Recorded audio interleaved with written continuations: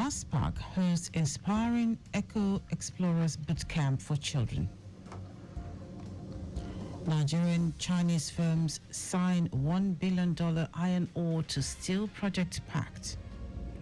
On the foreign scene, Israeli strikes in central Syria claims 14 lives. And in sport, Nigeria's Falconets to play Japan in knockout stage of 2024 FIFA Under-20 Women's World Cup. Now the details. I am Dele Agadumo.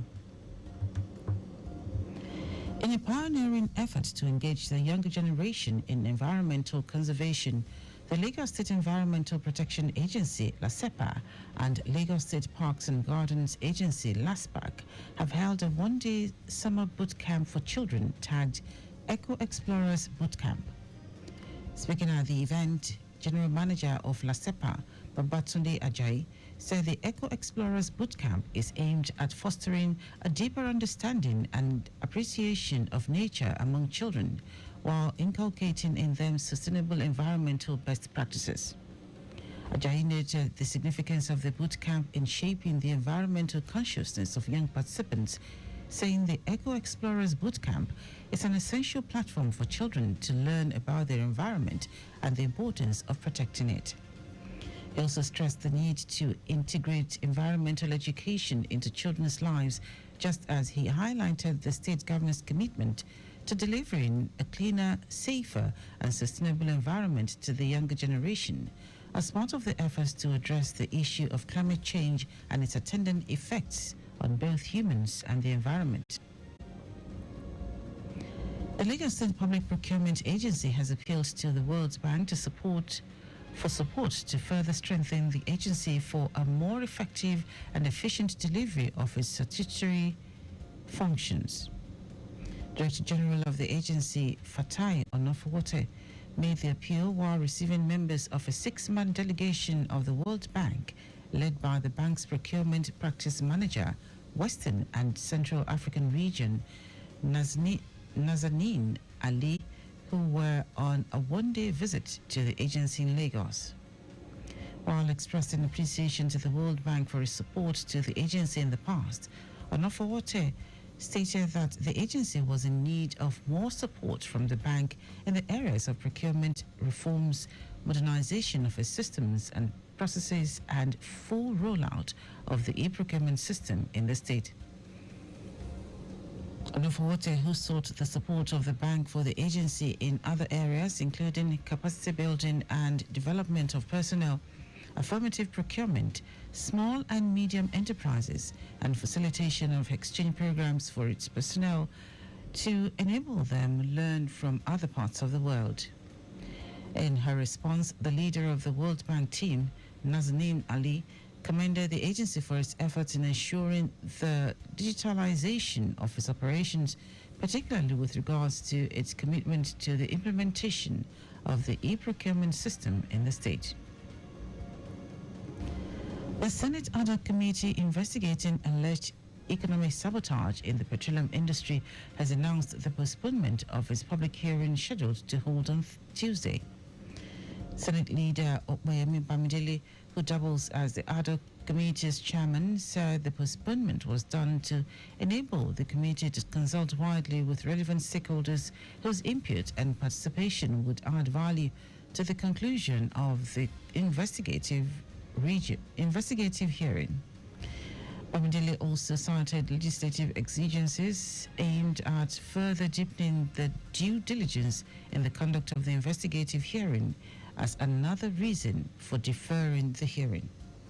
The Senate set up the Ad hoc Committee to investigate humongous funds spent on maintaining the nation's refineries, beam searchlight on the regulatory agencies' overpayment to transporters, and unravel alleged importation of hazardous petroleum products and dumping of substandard diesel into the country. The federal government is taking steps to harness the green economy for economic sustainability. Director General, Bureau of Public Service Reform, Dasuki Arabi, who stated this, said it is part of the Bureau's mandate to drive integrated reform initiatives. Arabi spoke at the Bureau's September lunchtime seminar with the theme Harnessing Green Economy Initiative for Sustainable Development held in Abuja. He said the nation has reached a point that it must critically explore and harness its green economy, adding that the Bureau has been pivotal in coordinating and harmonizing reform efforts, leveraging both local and international knowledge networks to support policy, institutional, and governance reforms. Now to the rest of the stories. Efforts by the federal government to make local value addition the model of development in the solid minerals sector are yielding the desired results following the signing of a $1 billion Memorandum of Understanding MOU by two firms on the establishment of an iron ore to steel project in Kogi State. Minister of Solid Minerals Development Dele Agadumo hailed the feat in China during one of the sidelines activities of the just concluded visit of President Bola Tinubu to Beijing. Alake, who applauded the development, pleaded or pledged the cooperation of the federal government with the promoters to ensure the delivery of the project as fast as possible. The minister said the federal government has reversed the pit to port policy under which mining companies exported raw materials to extraction.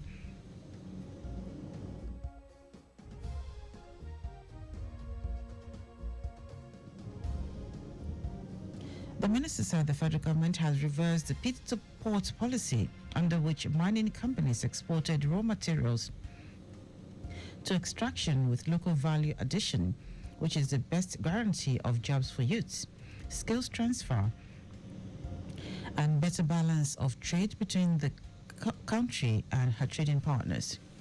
He noted that to promote local value addition, applicants for licenses to mine must disclose plans for processing the raw materials as part of the conditions for approval. The Ogun State Environmental Protection Agency, OGEPA, has sealed 5 industries for environmental infractions. Chairman of the Ogun State Task Force on Environmental Compliance and Enforcement, Farouk Akintunde, who led the enforcement team to seal the companies, said they were shut down after the Environmental Protection Agency received petitions from the immediate communities of their incessant discharge of untreated wastewater into the environment. Akintunde said the companies ignored the orders issued to them and continued to degrade the environment with the discharge of the harmful, untreated wastewater into their immediate communities. He added that the state government was left with no option than to shut down the companies to compel them to stop their harmful environmental practices. The National Emergency Management Agency, NEMA, says floods have killed 201 persons in 15 states across the country so far this year. The floods, according to the NEMA National Emergency Operations Center's dashboard, have affected 611,201 persons across 29 states and 154 local government areas. It said the region waters displaced 225,169 persons, affected 83,457 houses, 2,119 persons injured, and destroyed 115,265 hectares of farmland. Meanwhile, the agency has warned of impending floods in Benue, Kogi, Anambra, Delta, Imo, Rivers, and Bayelsa states. It advised other states in the central and southern parts to prepare ahead of potential floods that may soon affect communities downstream. Now to foreign news. At least 14 people have been killed in Israeli airstrikes on a number of military sites in central Syria. Report says another 43 people were wounded in the attacks in the vicinity of Meisaf in Hama province on Sunday night. A UK-based monitoring group earlier reported that at least 4 soldiers and 3 civilians were killed in strikes that destroyed military and scientific facilities where Iran-backed armed groups were present. The Israeli strikes have repeatedly been stepped up since the start of the war in Gaza in October last year, in response to cross-border attacks on northern Israel by Hezbollah and other groups in Lebanon and Syria. In our support, Nigeria's Falconets will take on Japan in the round of 16 at this year's FIFA Under-20 Women's World Cup in Colombia. The pairing was confirmed after Japan defeated Austria 2-0 in their final Group E game in the early hours of this morning. The win saw Japan claim their third win in the group stage and finish as leaders, while Austria placed second with 6 points. The Falconers progressed into the first knockout round thanks to a 4-0 win against Venezuela in their final group match on Saturday. It was the Falconers' second win in the group stage after opening their campaign with a lone goal against South Korea. The Falconers finished behind Germany, who, despite losing 1-0 to South Korea, still topped the group on goals difference. Yannick Sinner won his second Grand Slam title of 2024 when he swept aside Taylor Fritz in the US Open final. World number one Sinner, who won his maiden slam at the Australian Open in January, became the first Italian man to triumph in New York with a 6-3, 6-4, 7-5 victory. For 23-year-old Sinner, it was a 55th match win of the season and 6th title. World number 12 Fritz was bidding to be the first American man since Andy Roddick in New York in 2003 to win a major. And that was news at 10. Just before we go, slow down at road junctions, intersections, and pedestrian crossings.